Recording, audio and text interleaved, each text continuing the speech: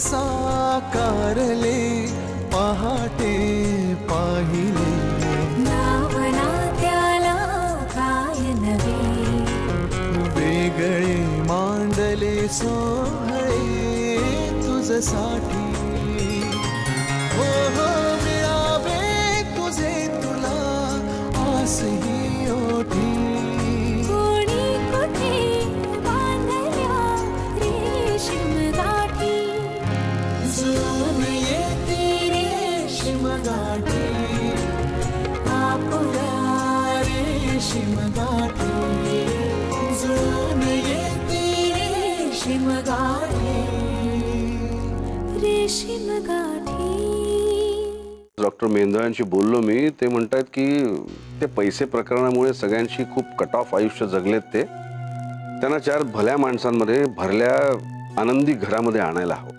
नाना सरळ सरळ सांगा ना, म्हणजे आपल्या घरात। अरे म्हणजे नाही नाना नाही, अजिबात नाही। हा म्हणजे थोडा वेळ ठीक होतं, पण हे अखंड जय हो म्हणजे नाही हो, फार त्रास होईल त्याचा। मग काय नाही हो, आपण सभ्यतेपोटी सरळ वागणार आणि हे म्हणजे काय ऐकणारच नाहीत। नाही हवेत कशाला ही गजर घंटा? अरे नाहीतर काय। बरं आता ताबडतोब ठरवायची काही गरज नाहीये, नंतर ठरवू। आणि अरे आधी ते कुठे गेले तिथून परत तर येऊ देत। मी तुला सांगतो अर्चू, नाना हा बाबाजी इथे घरात आणून बसवतात की नाही बघ, मग नंतर बोलवण करता करता नाकी न होती ना, तेव्हा कळेल यांना। A good morning. मग माई काय ह्याची कालची गंमत सांगितलीस की नाही अमित दादाला?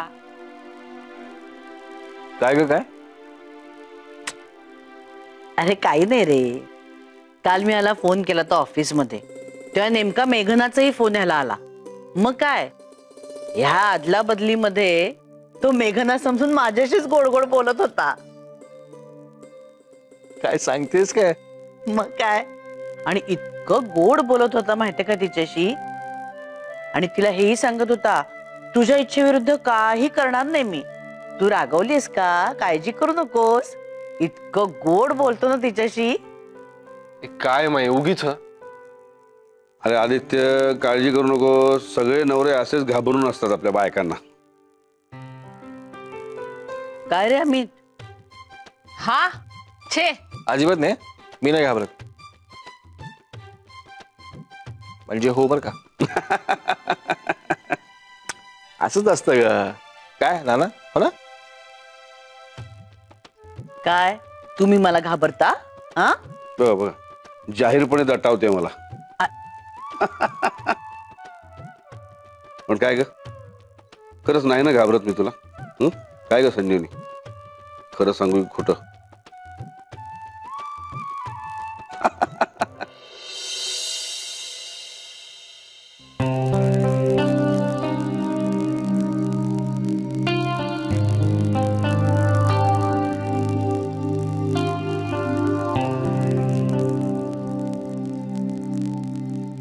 4 दिवस बाहेर जायचं म्हणजे माझ्या छातीत धडधडते कशामुळे? निर्णय होईल आपोआप, माझं मनच मला सांगेल असं मी स्वतःशी म्हणत होते। तो क्षण जवळ येतोय का? मला कोणासोबत पुढचं आयुष्य घालवायचंय?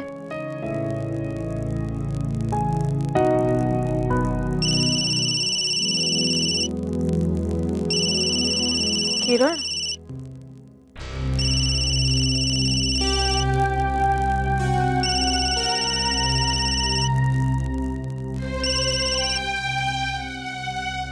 हा बोल किरण। अजून काहीच कॉन्टॅक्ट झाला नाही तुझा, तुला काय कळलंय? ज्या दिवशी माझं लग्न झालं त्या दिवशीच हा विषय संपलाय किरण। मेघना मला मान्य आहे, मला पूर्ण मान्य, मी असं अजिबात म्हणत नाही की तू त्याचा हात धरून पळून जा, पण एक तो जिवंत आहे की मेल आहे हा साधा कन्सर्न असू नये का? बघ तुझ्याच आठवणींनी तो आतून तुटतोय, दाखवत नसेल पण तेच सत्य आहे। मी फक्त एवढेच विचारतोय की त्याच्याबद्दल काही माहिती आहे का? त्याच्या आत्ताच्या आयुष्याची मला माहिती असण्याचं काहीच कारण नाहीये किरण।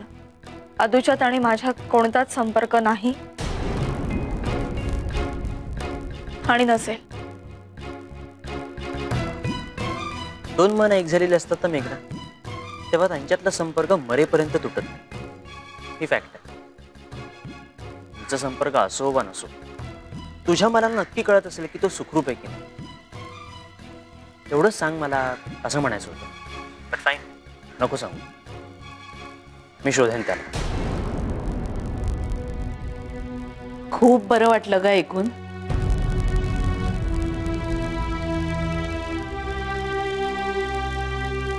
खरंच जुनं सगळं पुसून टाकलंस ना, चांगलंच केलंस.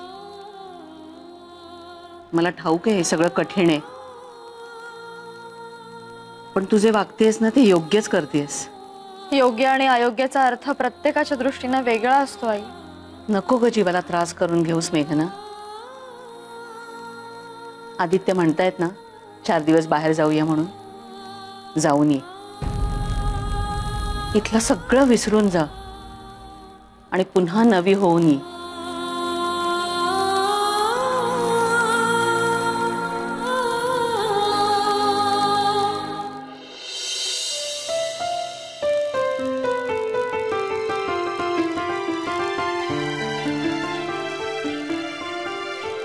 काय रे, फार रमलायस? अरे म्हणजे काय, केलं पाहिजे ना बाबा तिथं सगळं हवं नको ते. इमाने इतबारे साथ देते यार ती. हळू बोल, हळू बोल. मेघनाने ऐकलं ना तो वैता गेला.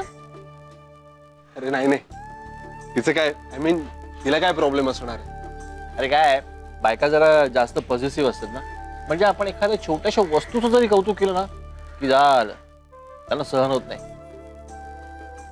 पण हिनी मस्त साथ दिली ना. म्हणजे काय, नवीन घेतली तेव्हा तर तू अखंड वेळ बाईकवरच असायचा. मला जाम हेवा वाटायचा दादा तुझा. अरे तू हात सुद्धा नाही लावू द्यायचास मला. हे तुला आठवतं का रे आदित्य, ज्या दिवशी घेतली त्या दिवशी बाईक घेऊन मी हायवेवर गेलो होतो. आणि पहिल्याच दिवशी घेतल्या सिग्नल मोडला आणि मग दंडाचे पैसे भरले आणि मग जी काय गाडी रेमटवले ना बॉस. आहा, नाही तू रेमटवलीस रे, पण माझ्याकडे जेव्हा बाईक आली तेव्हा तिची अवस्था बघितली होतीस ना. टेल लाईट लटकत होता, मीटर गुल झाला होता, गंजा लागला होता इकडे तिकडे. बस बस बस तेव्हा ना माझं टुरिंग खूप वाढलेलं होतं, त्यामुळे मला ना लक्ष द्यायला वेळ नव्हता बाईककडे. माझ्या विरहाने तिची अशी अवस्था झाली होती. नाहीतर बॉस, अरे मेंटेनन्स मध्ये अमित देसाईचा हात धरणं इम्पॉसिबल. हो ना. मग ठीक आहे, मग तूच कर पुढचं. अरे हा बरं दादा, तुला तो इन्व्हेस्टमेंटचा प्लॅन बघायचा होता ना. हो, मी ब्रोशर आणले, चल दाखवतो तुला. चल.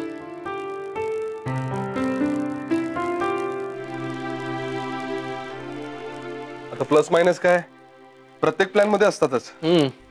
पण तू जर मुलांसाठी इन्व्हेस्ट करत असशील ना, तर माझ्या मते हा प्लॅन बेस्ट आहे. ओके. अर्थात तू बघ डिटेल मध्ये आणि ठरव. बघतो. ती पेटी कसली रे नक्षीदार?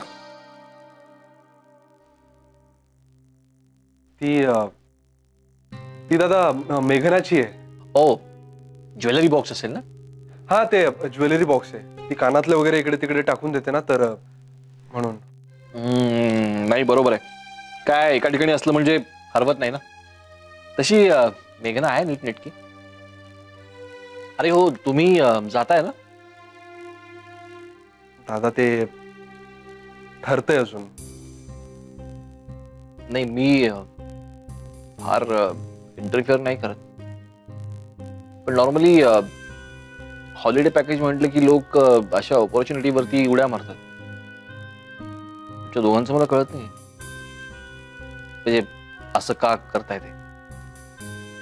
Anyway, you take care. ठीक आहे, मी हे बघतो आणि तुला कळवतो. ओके.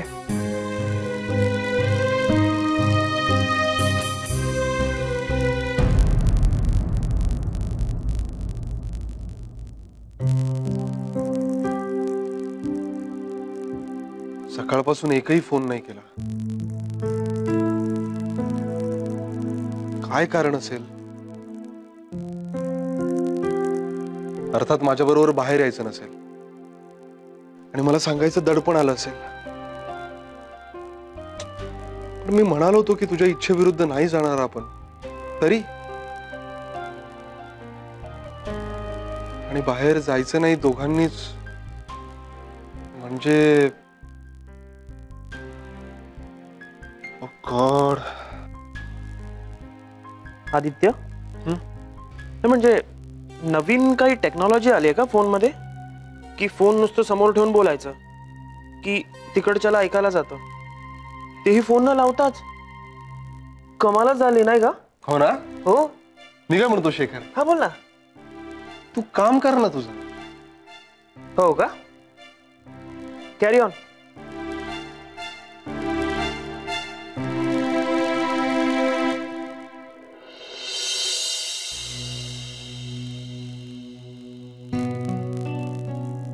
आदित्य काय बोललं का ग जाण्याबद्दल? काहीही बोललेला नाही. 2-3 दिवसांनी सांगतो म्हणाला. सुरेश रावांमुळे असणार. मग काय, तेच कारण हो, दुसरं काय. काय करायचं या सुरेश रावांचं? इतकं सगळं झालं तरी आता पुन्हा कुठल्या तरी बाबाकडे जाऊन बसलेत 2-3 दिवस. ती माऊली बिचारी एकटी, काय करायचं तिनं? आणि मेघना सुद्धा आईला अशी एकटीला सोडून येऊ शकत नाही ना इथे परत. काय हो, या सुरेश रावांना वटणीवर आणण्यासाठी तुमच्याकडे काही उपाय नाहीये? डॉक्टर मेंदळांचं म्हणणं आहे त्यांना खऱ्या अर्थाने सत्संग घडायला हवा. आजपर्यंत पैशाच्या दडपणामुळे ते एकटे एकटे राहिले. त्यांना चांगल्या शहाण्या लोकांमध्ये राहायला लावणं गरजेचं आहे असं म्हणतात. तेच तर सांगत होतो मी मगाशी.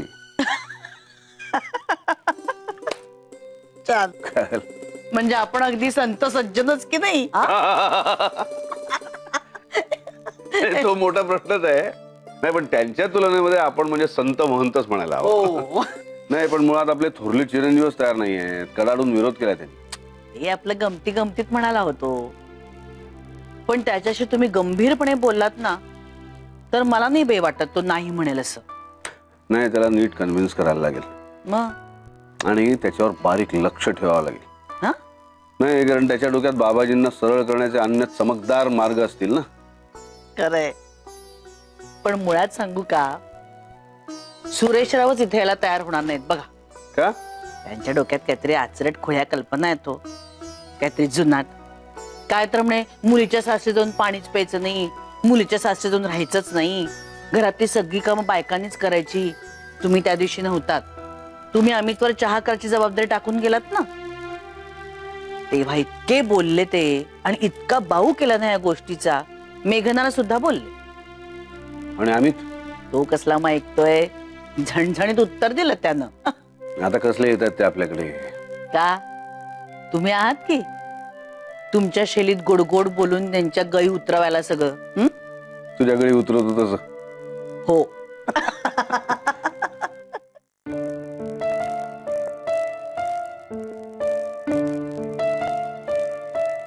सकाळपासून एकदाही फोन नाही केला आदित्य. रागावलाय का माझ्यावर?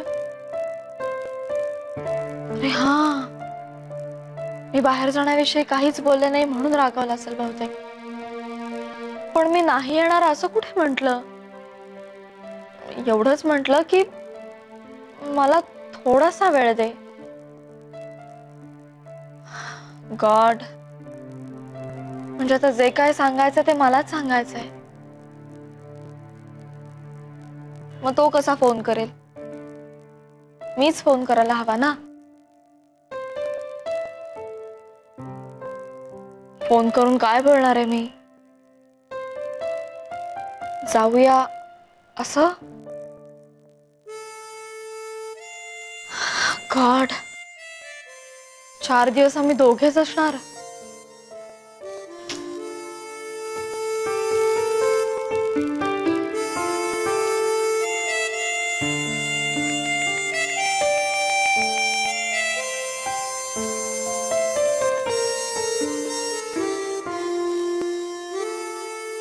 नाही तरी कसं म्हणू? बरं ठीक आहे, म्हणजे जायचं नाही जायचं नंतर ठरवू, पण आधी आदित्यचा राग तर घालवायला हवा ना. फोन करू? नाही नको, फोनवर नाही जमत ते. प्रत्यक्षच भेटायला हवं. त्याच्या ऑफिसवर जाऊ का? सरप्राईज.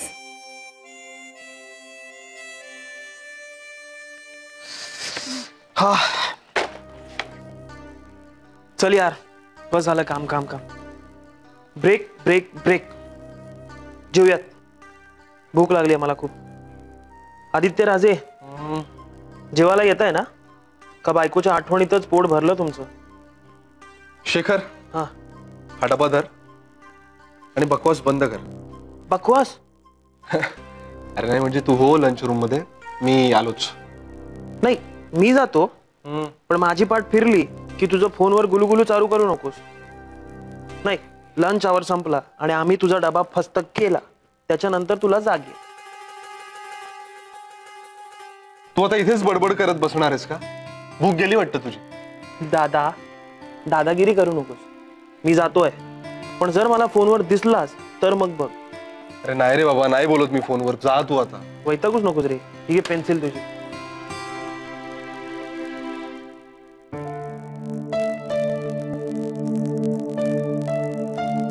खरंच करू का फोन तिला? काय हरकत आहे?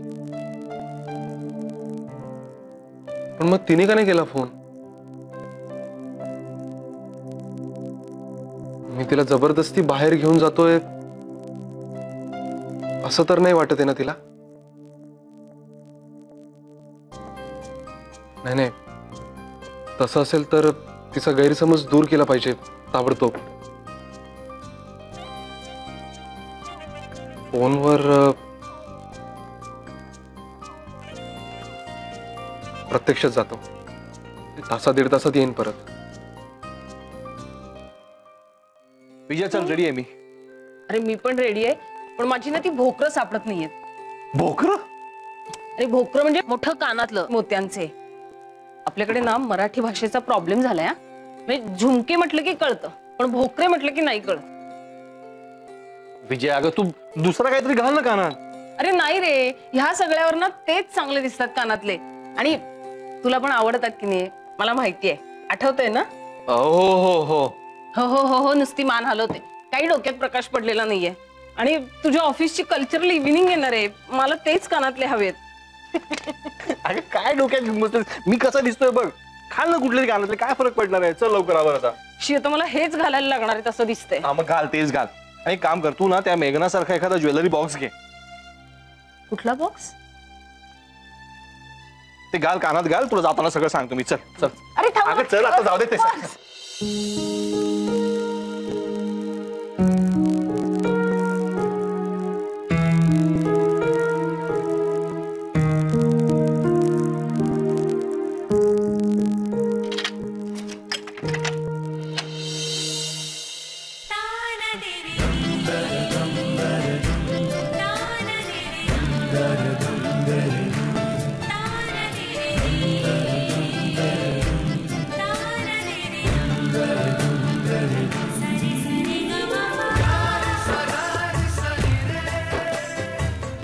तू कुठे बाहेर निघालीस का?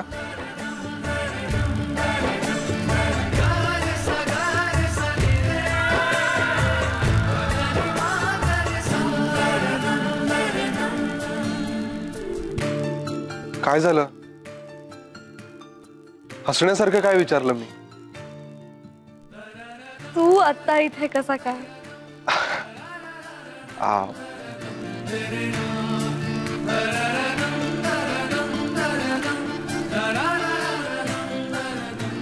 अरे आता मी हसण्यासारखं काय विचारलं?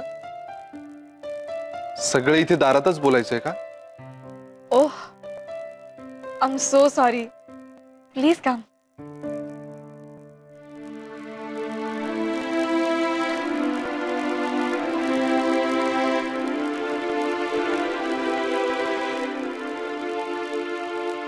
फोन का नाही केला सकाळपासून? तू का नाही केलास? मला वाटलं तू रागावलीयस. आणि मला वाटलं तू रागावलास. बाहेर जाण्याच्या विषयावरून.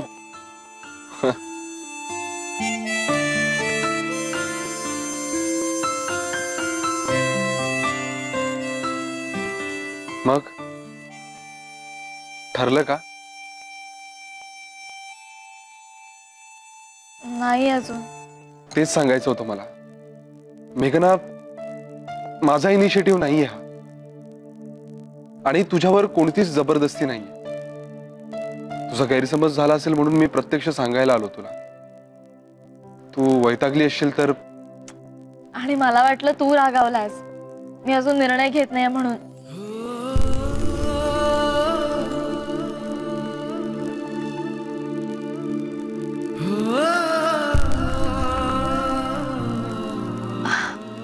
आय मीन बाहेर जाण्याविषयी. आणि म्हणूनच तुझा राग घालवायला तुझ्या ऑफिसवर यायला निघाले होते. काय? तू ऑफिसवर यायला निघाली होतीस? हो. तुला गंमत माहिती आदित्य, आजपर्यंत मी जेव्हा जेव्हा अशी परस्पर तुझ्या ऑफिसवर आली आहे ना, तेव्हा तेव्हा नेहमी आपली चुकामुक झाली आहे. पण यावेळी फॉर द फर्स्ट टाइम आपली चुकामुक टळली आहे. तू इथे आलास आणि भेटलो आपण.